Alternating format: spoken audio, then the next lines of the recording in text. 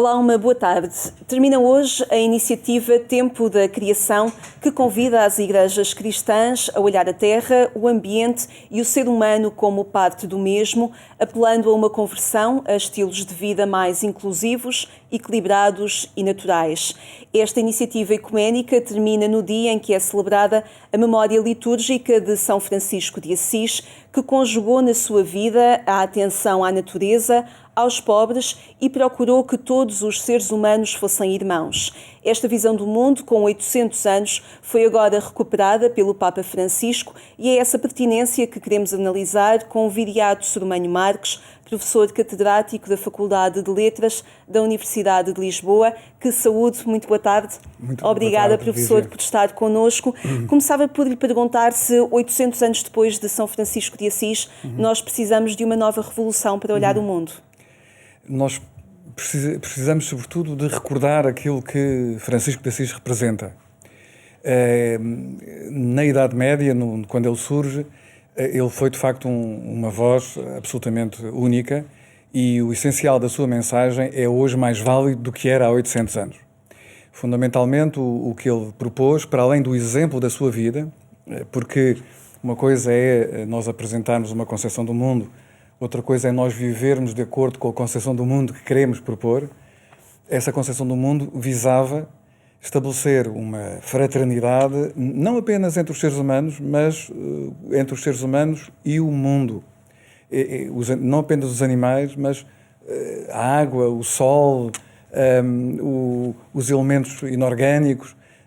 Digamos que a novidade de Francisco de Assis para o século XXI é ele ajudar-nos a sair da prisão em que nos encontramos, uma prisão, uma espécie de cegueira conceptual, que é nos considerarmos como uma parte independente da Terra, uma parte independente do ambiente. Nós continuamos a ter, basta ver a nossa linguagem, uma visão totalmente instrumental do mundo à nossa volta, como se o mundo à nossa volta fosse um grande armazém que podemos usar a nosso belo prazer e mais, com a ilusão de que esse armazém não se esgota. Do ponto de vista filosófico e também teológico, Francisco de Assis representa uma pequena diferença que faz toda a diferença, que é saber qual é o nosso lugar no mundo. Isto é, para Francisco de Assis, os seres humanos são criaturas.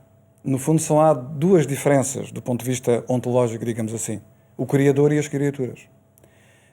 E nesse aspecto, se nós somos criaturas, se nós dependemos da mesma força criadora, da mesma força que permite a vida, a existência, o mistério da existência, então nós temos características que nos aproximam de todas as outras criaturas, sejam as formigas, as abelhas ou as gotas de água e de orvalho. E isso faz toda a diferença. Portanto, quando o Papa Francisco fala atualmente na ecologia integral, é esta junção de tudo que ele quer atualizar, no fundo, a partir de São Francisco de Assis. Sem dúvida, a ecologia integral tem essa dimensão, digamos assim, de ponto de partida, perceber que fazemos parte de uma comunidade. No fundo, é uma comunidade, usando uma linguagem mais moderna, ecológica. No fundo, temos de ter uma atitude para quando agimos no mundo, temos de pensar em que medida é que a nossa ação vai ter impactos sobre as outras criaturas e em que medida é que esses impactos são legítimos e são necessários para a nossa própria sobrevivência, ou pelo contrário, não é? São prejudiciais para essas criaturas e também para nós próprios, não é?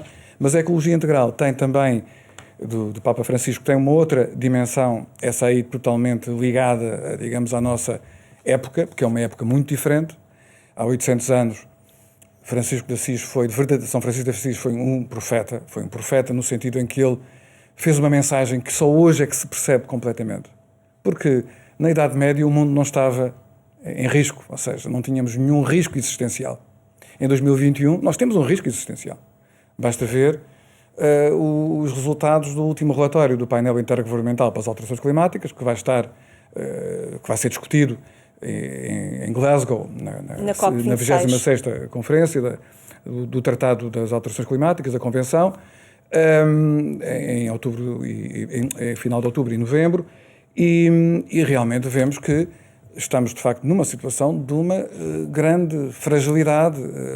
ou seja, aquelas atitudes e aquela ética utilitarista, manipulatória e uma visão excessivamente engrandecida de nós próprios, conduziu-nos a uma situação que hoje é uma situação extremamente difícil, e por isso a ecologia integral do Papa Francisco introduz esta dimensão proativa, ou seja, a ideia de que não basta compreender que a nossa visão do mundo é uma visão profundamente errada e construímos as instituições, o sistema económico, construímos o sistema económico numa total indiferença para com o que significa, até do ponto de vista prudencial, da nossa própria proteção, da proteção das gerações futuras, não é? Não basta, portanto, percebermos, é preciso agirmos, não é? A ecologia integral é essa capacidade de nós traduzirmos na nossa vida, na nossa família, na nossa rua, no nosso bairro, no nosso local de trabalho. Na nossa vida. E na nossa palavra para com os outros, não é? Sermos portadores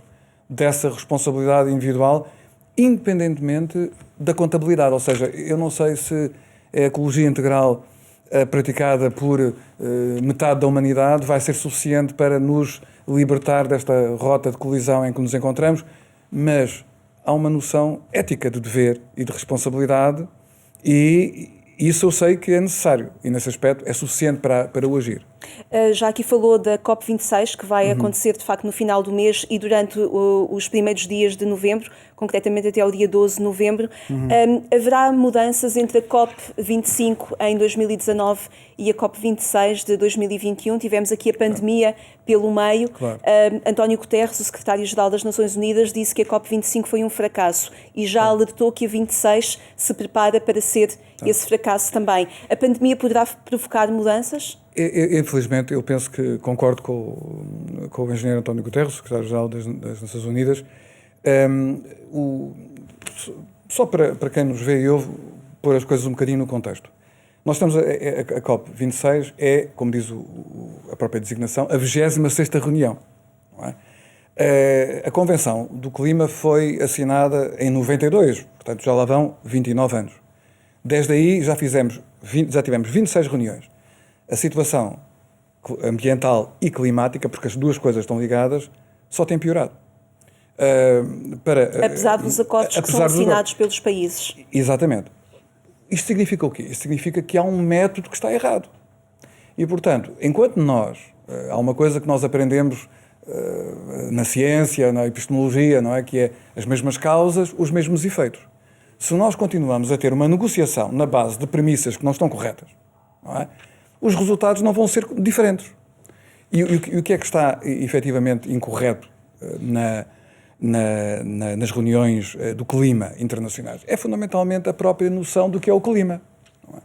No direito internacional, nesta área que foi constituído na base da Convenção, o clima é considerado como uma preocupação comum da humanidade.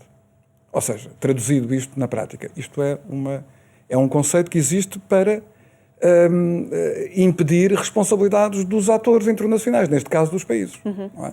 Nós temos um conceito que, aliás, está neste momento a ser discutido em Portugal e a nível internacional. Existe um movimento de cidadãos, de cientistas, de pessoas ligadas a estas temáticas que está organizado no sentido de propor que também na COP este tema seja colocado e na legislação dos países, que é considerar que o clima estável, ou seja, nós só temos história humana porque no último período, desde a última glaciação, 11 mil anos, nós temos tido um clima bastante estável.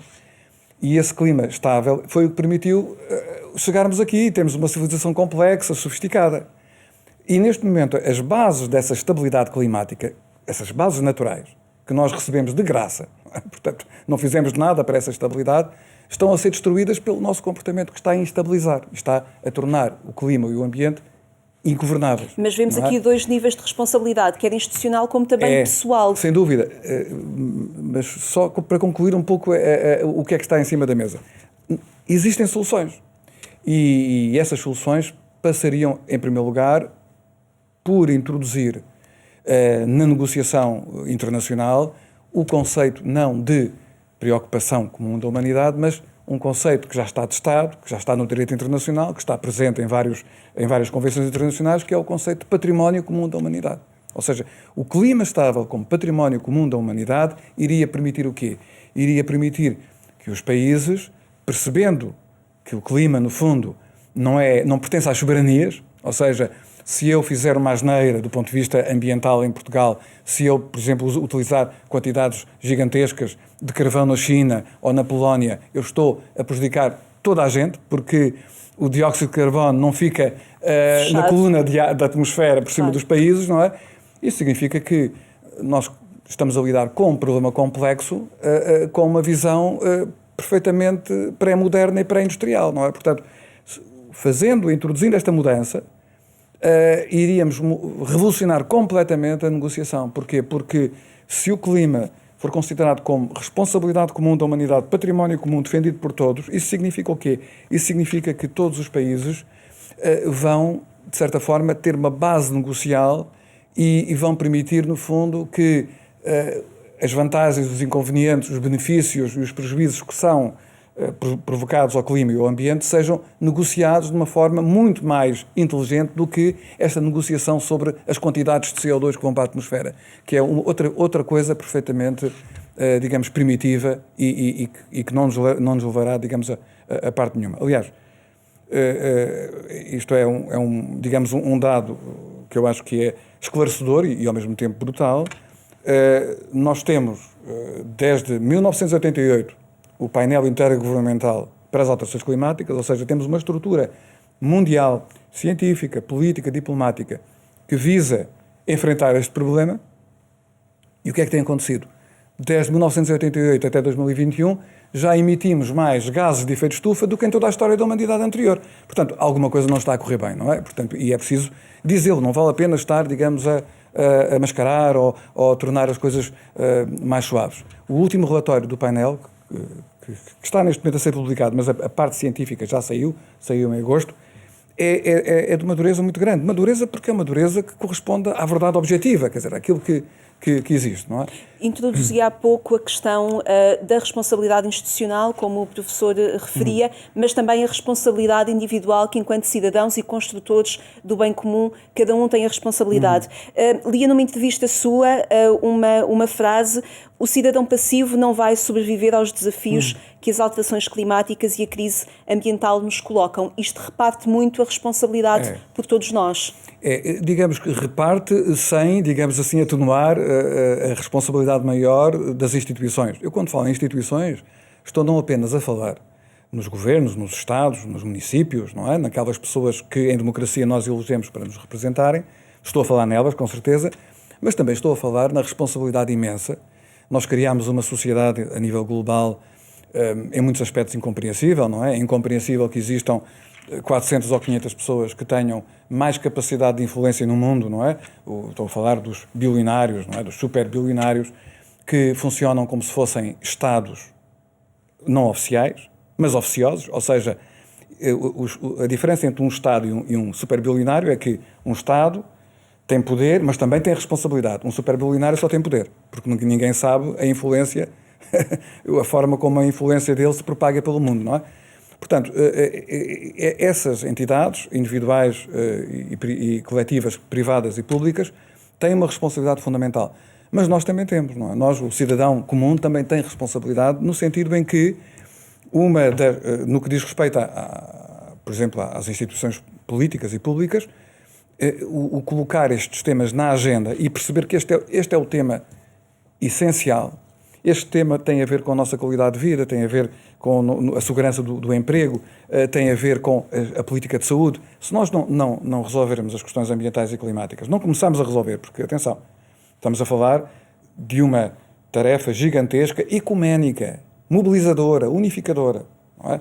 Portanto, o que nós vemos, pelo contrário, é os países a criarem situações de conflito artificial movidos pelo setor belicista, não é? Portanto, a indústria do armamento está sempre à espera de criar um conflito para quê? Para fazer com que o dinheiro dos contribuintes, em vez de irem para as questões ambientais, para as questões da paz, para as questões da educação, vão para as questões do armamento. E nas grandes potências isso é claríssimo, não é? Portanto, nós temos a responsabilidade, nas democracias, pelo menos nas democracias, em exigir aos nossos representantes, aos nossos governos, aos nossos municípios. Os municípios são fundamentais. O poder local. O poder local, que façam a diferença e que não esqueçam essa questão, não é? Porque um dos problemas principais, e eu acho que seria uma pena nós nesta conversa, Lígia, não falarmos nisto, é que o futuro tem uma cara, tem um rosto, não é? O futuro são os nossos, enfim, são os filhos da Lígia, não os meus, que já são bastante crescidos, não é? São os nossos netos, são os filhos dos nossos netos e dos nossos filhos, não é? Nesse aspecto, a Greta Thunberg merece uma palavra de grande apreço, porque ela, de certa forma, é o rosto de todos esses jovens que, efetivamente, vão viver num mundo mais difícil do que aquele que, por exemplo, em que eu nasci, com menos possibilidades, não é? E, portanto, quando nós pensamos, não, vamos agora tratar das questões da vidinha, não é? As nossas questões da nossa geração. Nós, há 200 anos que andamos a tratar da nossa vidinha, da nossa geração, e estamos a criar um problema que pode ser irresolúvel para aqueles que, afinal de contas, amamos e pelos quais também fazemos tantos sacrifícios. E sendo esta uma preocupação ecuménica, como o professor disse, que papel podem ter as lideranças religiosas nesta preocupação que é comum? Eu acho que as lideranças religiosas, independentemente de uma questão, digamos, da fé individual de qualquer um de nós, sermos agnósticos, ateus ou crentes, as lideranças religiosas têm de ocupar um espaço mais ativo. Nesse aspecto, evidentemente, o Papa Francisco fez uma diferença gigantesca. Com a Laudato Si e também com a apresentação da plataforma Laudato Si num programa há 7 anos que ele apresentou agora recentemente. E o seu discurso permanente, eu diria que neste momento o Papa Francisco estamos a falar também de um líder político, é um estadista, não é? É o único estadista que tem uma visão estratégica, mais ninguém tem, quer dizer, enfim, talvez porque os outros, enfim, estão sempre a pensar em serem reeleitos, não é? Portanto, e precisam de... Mas terá ele a relevância e o reconhecimento para fazer a diferença? Sozinho não. Mas o que eu queria, de facto, dizer aqui é que nos últimos 40, 50 anos, para além do aumento impressionante do impacto ambiental das nossas atividades, houve também uma coisa que é nítida, que é o enfraquecimento das políticas públicas em todo o mundo, ou seja, o enfraquecimento do papel dos Estados. Mesmo nas democracias nós olhamos para a União Europeia e vemos que hoje, por exemplo, a dimensão social do Estado é muito menor, a proteção social é menor também, já não falo nos Estados Unidos, onde, enfim, as pessoas doentes podem falecer à porta do hospital, não é? Estados Unidos ou Brasil, como temos visto recentemente. E portanto, é absolutamente fundamental que a dimensão religiosa, que vai crescer muito no século XXI, ou seja, porque quando efetivamente as respostas laicas, as respostas políticas falham, as pessoas procuram dentro de si aquilo que é mais original. Nós vemos, em todas as crises nós vemos isso. Vemos que quando efetivamente nós percebemos que as soluções totalmente neutras do ponto de vista religioso e laicas acabam por não estar suportadas por um compromisso ético com a verdade e com o futuro, imediatamente as pessoas vão procurar dentro de si. Aliás, hoje em dia nós temos o regresso ao fenómeno religioso de uma forma até bastante inorgânica, não é? A quantidade imensa de formações e grupos e seitas que estão a surgir representam isso. E eu julgo que aquelas igrejas que já estão testadas pela história, não é? Como é o caso da Igreja Católica, não é?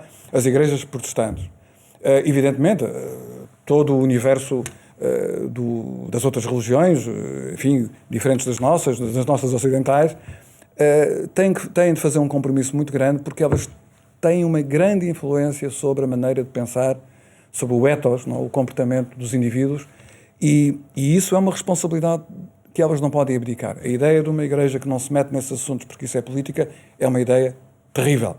Eu diria que é um pecado, teologicamente falando. Mas aqui continuamos com a necessidade da permeabilidade, porque senão continuamos no nível institucional e não desce para a responsabilidade dos cidadãos. Claro. Também aqui, enquanto cristãos, têm essa responsabilidade, até porque depois está em causa também um mimetismo social capaz de ser transformador. Sem dúvida. E isso, penso que está traduzido. A Lígia há pouco falava na plataforma Laudato Si, que é justamente, daquilo que eu conheço, uma tentativa de levar à vida concreta das comunidades cristãs, católicas e, no fundo, cristãs também.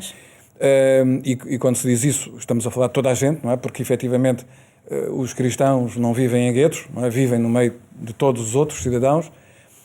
o exemplo da diferença, não é? Portanto, e isso julgo que é muito positivo. O essencial aqui é acompanhar sempre a palavra com o exemplo e a ação. É essencial. Nós não podemos... Há duas coisas que são muito perigosas. Uma é aquilo que nós vemos à nossa volta, que é um otimismo artificial fabricado. Se nós analisarmos bem o discurso das pessoas que mandam no mundo, nós vemos que estas questões de ambiente e de clima aparecem como uma questão... Sim, é uma questão importante. Aparecem em todos os programas políticos. Já não falo naquelas pessoas que nunca deveriam ter ido para a vida pública, não é? E que governaram países que não são pequenos, não é? Mas aparece como um assunto pequeno, não é? Quando, de facto, é o grande assunto, não é? É o grande tema. E nesse aspecto, as ações no terreno, as ações transformativas ao nível municipal, ao nível das paróquias, etc., são extremamente importantes porque têm esse potencial de multiplicação. O regresso às comunidades. Exatamente, que falávamos há pouco. Obrigada, professor, por ter estado connosco. O tempo urge, não nos permite aprofundar mais aquilo que era essencial também para podermos levar às outras pessoas a necessidade de uma reflexão mais alargada, mas agradeço-lhe muito a oportunidade de estar aqui connosco. Obrigada então por assinalar connosco esta iniciativa ecuménica, o Tempo da Criação, a perspectivar necessárias mudanças, antevendo também aquilo que poderá acontecer na COP26 a decorrer em Glasgow em novembro. Mais logo o programa Eclésia faz-lhe companhia pelas 22h45, aí na Antena 1. Aqui na RTP2 marcamos encontro amanhã. Obrigada a si por ter estado connosco. Até amanhã, se Deus quiser.